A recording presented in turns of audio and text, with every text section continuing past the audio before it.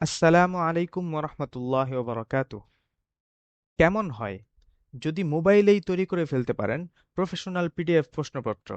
ডান পাশের প্রশ্নপত্রটি দেখলেই বুঝতে পারবেন একটা প্রশ্নপত্রে মাত্র কয়েক ধরনের ফরম্যাটিং থাকে। বোঝার সাহায্যে একটি চিত্রের মাধ্যমে বুঝিয়ে দিচ্ছি, চাইলে ভিডিওটি বন্ধ করে দেখে নিতে পারেন। এই ভিডিওতে অপ্রয়োজনীয় কোনো কথা বলা হবে না, একটু মনোযোগ দিলেই আশা করি পুরোটা বুঝতে পারবেন।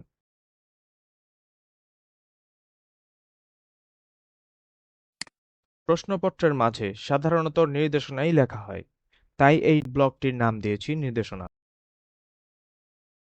সৌন্দর্য বর্ধনের জন্য কিতাব, বিষয়, শ্রেণী এগুলো আমি একটি টেবিলের মধ্যে নিচ্ছি।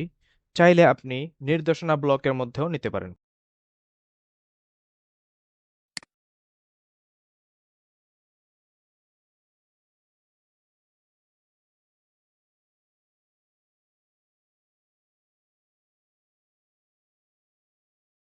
সৌন্দর্যের খাতিরে নিচের টুলবারটির সাহায্যে বিষয়টিকে মাঝখানে এবং শ্রেণীটিকে ডান পাশে নিয়ে নিলাম।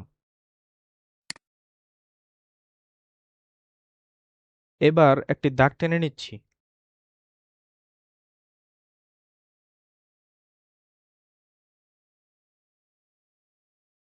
চাইলেই উপরের আই বাটনটি ক্লিক করে দেখে নিতে পারবেন আপনার প্রশ্নটি কেমন হচ্ছে।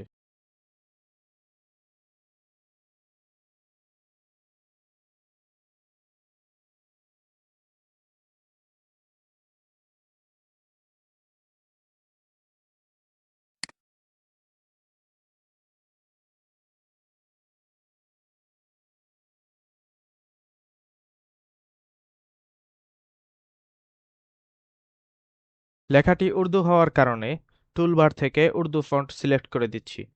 আপনি চাইলে যে কোনো ফন্ট ব্যবহার করতে পারেন।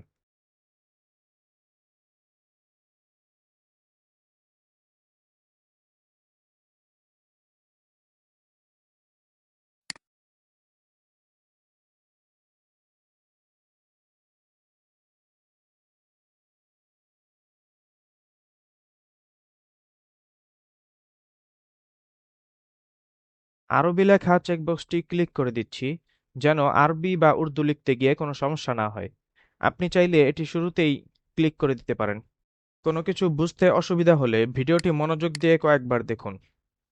সম্পূর্ণ প্রশ্ন তৈরি করা শেষ হলে উপরের ডাউনলোড পিডিএফ বাটনটি ক্লিক করে ৩-৪ সেকেন্ড অপেক্ষা করুন। অটোমেটিক প্রশ্নটি ডাউনলোড হয়ে যাবে। পরবর্তী ভিডিওতে দেখাবো কিভাবে ব্যাকআপ পেজ থেকে আপনি আপনার প্রশ্ন ব্যাকআপ নিতে পারবেন। পিডিএফ ডিলিট হয়ে গেলেও যে কোনো সময় ইম্পোর্ট করে এডিট করতে পারবেন। এমনকি অন্যের সাথে শেয়ারও করতে পারবেন। এমনকি চাইলে এআই দিয়েও লিখিয়ে নিতে পারবেন।